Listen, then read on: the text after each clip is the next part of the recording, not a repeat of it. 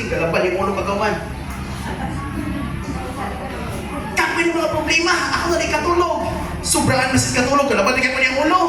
Di tungod kayo nag-inom siya. Sobraan sa katulog. So, pangutana dira, can you escape the suffering that is destined to you on that day? May ka word nga destined, dili mamasa si Lord. Imo na, sulbara na kay tawas pastore. Imo na. Imo na. Kasulay ta, natay problema. Day mo dangog tag-uban laing tawo?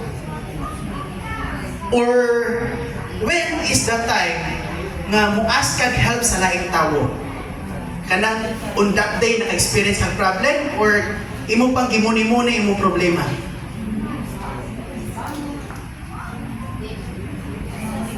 Kita ganda mo technique.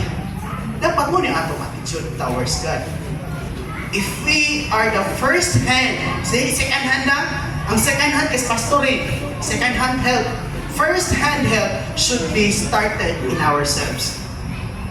Kung naa kay problema, ayaw sa ipasa sa uban. Tagamtama sa nakabugat. Tagamtama sa Diyod. Pero Christian man ta, imo na ni Lord. Yan kaya na demanding kita, dapat within 24 hours, sulba na ni Lord, kaya wala man. Na, ipasa ang pastor eh. Ayan, basta may ang kinabuhi pas as a pastor around 18 years. Level 3 na ko. Level 3. Kasurrender na siya, nasa sa stage nga mo, surrender. Galburuto man lang kayo. Kalburuto, buto-buto na, no? Pagbantay mo sa mga 50s, mga 60s, kaya na natin ito, hormonal imbalance. Ano, ganing imbalance, ganing 30s. Magpusog-pusog nga itong batasan. Pero balik ta. No, sige. So kung naatay problema, ayaw sa ipasa sa uban, tagamta sa kabugat. Dahil kung sa imong pagtagamta, ang masabot is that make a way to solve it without the help of others. Because kanang imong pasahan na ako na siya palas ano na nakadawag, schedule ko na ni Lord. Can you imagine that?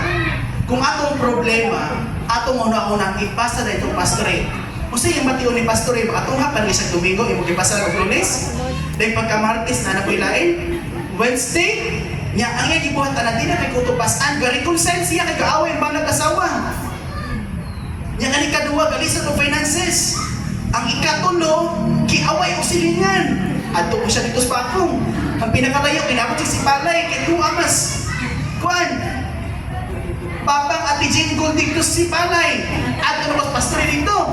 Gusto mo dito mo, makawalis pastor yung pagkalamingan, di na. Di na! Ano siya? Bro, ikaw may waliran ha? Chapter 4? Kapalo na manay. No? Sometimes,